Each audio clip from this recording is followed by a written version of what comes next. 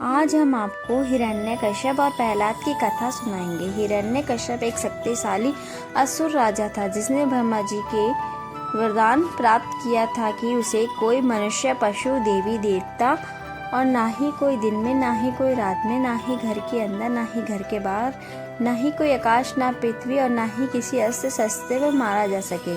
जिससे वह वरदान को पाकर अमर हो गया था। इस बात का उसको घमंड आ गया था। वह खुद को भगवान मानने लगा था और अपनी पूजा करने का आदेश दे दिया था। विष्णु जी की पूजा पे रोक लगा दी थी। हिरण्यकश्यप की पत्नी कुछ टाइम बाद गर्भ धारण किया। उससे उन्हें प्रहलाद जन्म हुआ जो कि बचपन से ही भगवान विष्णु जी के परम भक्त था। थोड़े टाइम बाद उन्हें पाठशाला भेजा गया। वो वहाँ पे भी सिर्फ विष्णु भक्ति ही करते थे। इस बात पर हिरण्यकश्यप को बहुत क्रोध आया। उसने प्रहलाद को मारने के कई प्रयास किए। कभी उसने पहाड़ों से फेंकवाया, कहीं हाथियों से कुचलवाया, कहीं विष दिया और कहीं बार मारने के प्रयास किए। हर बार भगवान विष्णु जी ने उनकी रक्षा की।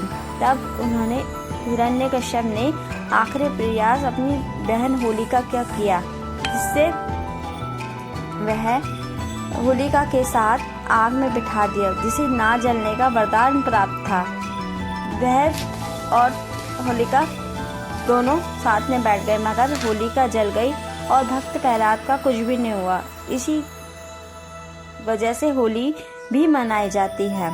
हिरण्यकश्यप ने प्रहलाद को सभा में बुलाया और कहा, अपनी भक्ति का प्रमाण दो। उसने कहा, तुम्हारे भगवान कहाँ का है? तभी भक्त प्रहलाद ने कहा कि श्री हरि सब जगह है। तब हिरण्यकश्यप ने प्रहलाद को एक खंभे की तरफ इशारा करा और कहा कि तुम्हारे विष्णु यहाँ पे भी है। तभी प्रहलाद के अटूट विश्वास से प्रसन्न होकर भगवान विष्णु ने नरसिंह का अवतार लिया, जो आधे शरीर से शेर और आधे शरीर से मानस थे। उन्हें महल के चौखट पे लेकर संझ के समय अपने नखूनों से हिरण्यकश्यप को मारा, जिससे उनके वरदान का उल्लंघन भी नहीं हुआ और हिरण्यकश्यप भी मारा गया और अंत में बुराई पे अच्छाई की जीत हुई। इसके बाद नरसिंह भगवान का क्रोध तब भी शांत नहीं हुआ।